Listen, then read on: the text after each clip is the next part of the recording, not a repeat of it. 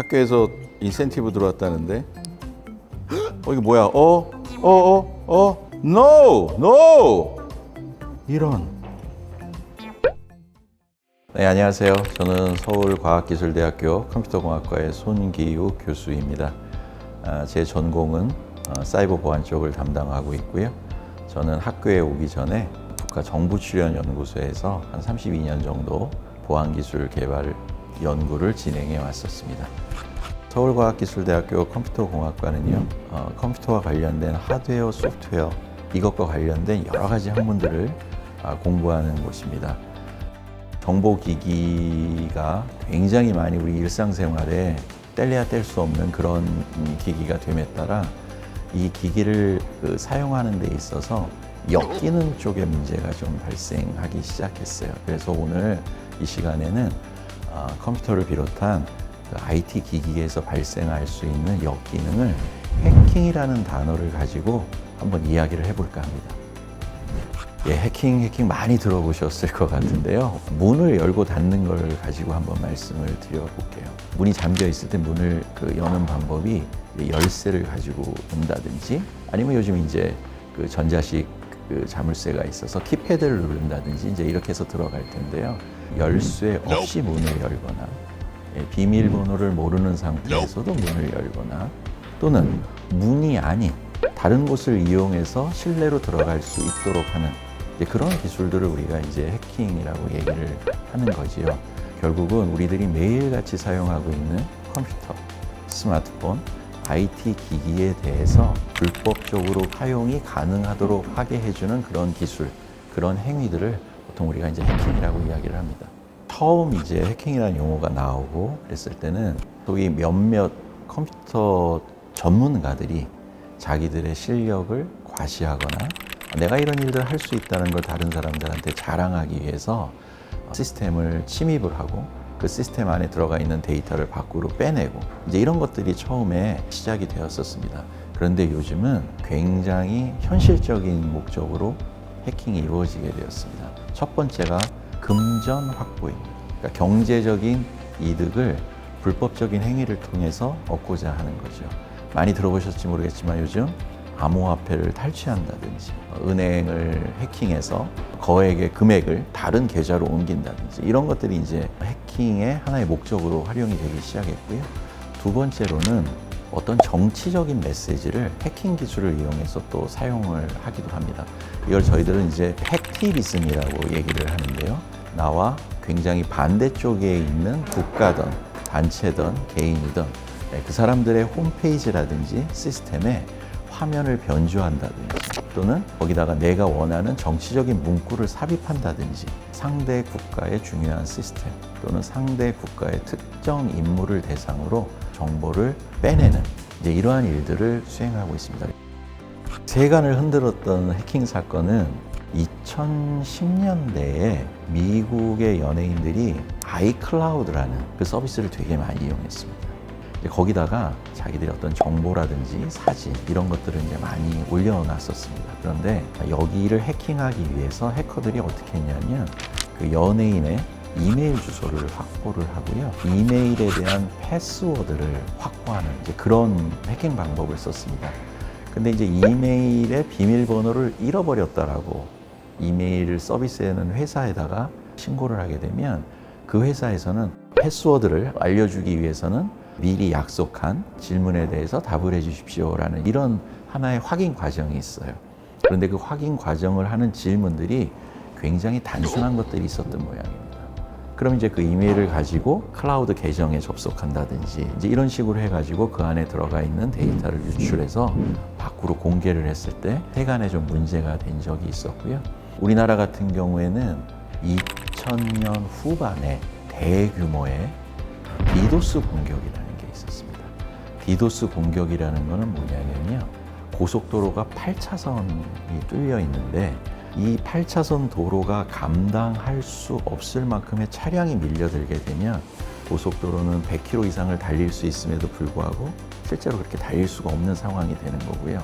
또 한 가지는 모든 1차선부터 8차선까지 시속 50km밖에 못 달리는 차들이 전부 점유하게 돼 있다면 그 뒤에 오는 차들은 결국은 50km밖에 달릴 수가 없게 되는 거죠. 굉장히 좋은 성능을 내고 있는 그런 시스템을 갖췄더라도 시스템의 성능을 넘어서는 요구가 들어오거나 아니면 이 시스템이 최고의 성능을 낼 수 없는 환경을 만들도록 하는 게 디도스 공격의 하나의 사례가 되겠고요. 그 당시 우리나라 국방부를 비롯한 여러 기관의 모든 웹사이트를 비롯해서 시스템들이 서비스 불능 상태가 된 적이 있습니다. 최근 들어서 러시아하고 유크레인 전쟁을 벌이고 있지 않습니까? 근데 이 전쟁이 발발하기 전에 이미 러시아는 우크라이나를 상대로 디도스 공격이라든지 또는 홈페이지 변조라든지 또는 거짓 정보를 흘려서 군인들의 사기를 떨어뜨리는 이런 심리전까지 상당히 많이 준비를 한 것으로 발표가 되었습니다. 스마트폰을 해킹을 한다든지 아니면 시스템을 해킹할 때 사회공학적인 방법을 많이 이용을 합니다. 사회공학적인 방법이라는 것은 피해자가 관심을 가질 만한 정보를 가지고 이메일을 보낸다든지 아니면 우리가 스마트폰에 설치해야 될 악성 앱을 만든다든지 이제 이런 것들을 활용해서 하는 방법인데요. 예를 들면 지금 우리나라 고등학교 3학년 학생들이 가장 관심을 가질 만한 것은 입시와 관련된 정보일 겁니다. 공격자는 내가 공격하려는 대상에게 어떤 식으로 보내냐면 2026학년도 대학 수능과 관련해서 정보를 알려드립니다 하고 굉장히 유혹이 될 만한 내용으로 메일을 작성하죠. 그리고 그 밑에다가 악성 코드가 설치될 수 있는 링크를 이제 첨부해서 보내게 됩니다. 그러면 그걸 받은 학생은 아무런 의심 없이 그 링크를 클릭하게 되고 링크를 클릭하게 되는 순간 나도 모르는 사이에 내 PC에는 악성 코드가 깔리게 되는 거예요. 일단 깔리게 되면 그 PC는 내 PC가 아니다라고 생각하시면 됩니다. 스마트폰도 마찬가지죠. 그러한 유혹이 될 만한 내용으로 앱을 보내면 그 앱을 설치하게 되죠. 설치하는 순간에 내 스마트폰은 내 스마트폰이 아니죠. 원격에서 얼마든지 조정이 가능하고 이 안에 들어있는 사진 정보를 비롯해서 여러 가지 정보도 빼내갈 수가 있는 거고요. 더 중요한 거는 요즘 스마트폰 안에 금융거래와 관련된 인증서를 비롯해서 여러 가지 정보들이 있지 않습니까? 그것도 다 빠져나가게 되는 거죠. 결국은 원격에서 이 사람의 개인 정보를 비롯해서 여러 가지 비밀 정보도 알 수 있기 때문에 그 이후에는 뭐 어떤 피해를 당할지 상상도 못하는 이제 그런 상황이 되는 게 현실입니다. 저도 눌러봤습니다. 사실 어제 눌렀어요. 제가 정말 잘 알고 있는 사람들로 구성된 그 카카오톡방에 뭐가 떴냐면 1월 27일이 임시공휴일이 됐잖아요. 그런데 1월 31일도 추가로 임시공휴일로 지정한답니다라고 이게 링크랑 기사를 나타내는 그림 아이콘이 같이 뜬 거예요. 아무 의심 없이 눌렀습니다. 근데 열었더니 뻥이요라는 과자 이미지가 나오면서 그냥 웃고 말았는데 그게 만약에 뻥이요가 아니고 악성 코드를 심을 수 있는 그런 코드였다면 저는 당한 게 되겠죠.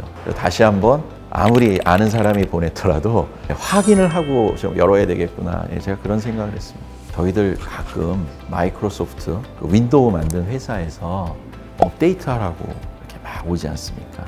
그게 뭐냐면 마이크로소프트에서 윈도우 시스템이라는 거를 쭉 개발해서 사용을 하고 있는데 자기들도 알지 못했던 내부의 문제점이라든지 취약점이 있으니 그럼 이제 마이크로소프트에서는 그거를 다 모아가지고 그런 것들을 피할 수 있는 형태로 OS를 다시 만드는 거죠. 이 컴퓨터 공학과 안에서도 해킹 기술을 막기 위한 여러 가지 연구들을 하고 있습니다. 어떠한 시스템이, 어떠한 휴대폰이, 어떠한 PC가 이러이러한 공격에 취약할 수 있으니 그 위험한 요소를 빨리 보완해서 안전한 상태로 만들어야 됩니다라는 걸 알리기 위해서 해킹을 하는 거죠.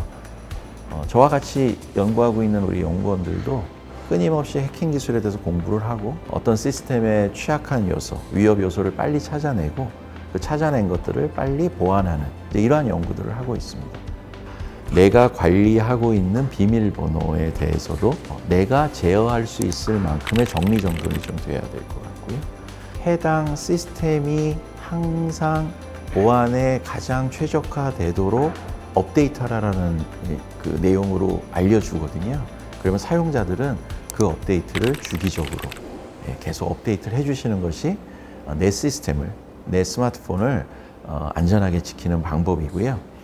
출처가 불분명한 것들, 잘 알지 못하는, 확인되지 않은 사람으로부터 온 여러 가지 문자나 앱이나 메일은 클릭을 굉장히 조심하셔야 될 것 같고요. 비밀번호가 안 걸려져 있는 와이파이는 또 조심하셔야 될 것 같고요.